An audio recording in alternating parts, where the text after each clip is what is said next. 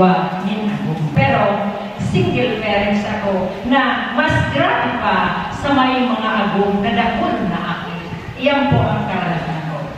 Bilang mga agong, dapat po magkaigwa ka muna piling pagkakatawaan dahil natural po sa mga agong ang nag-iiwan dahil nga minanaog ang posisyon na walang perfecto. Kaya kung kamu magka-problema, dahil pwede yan pagpagahan.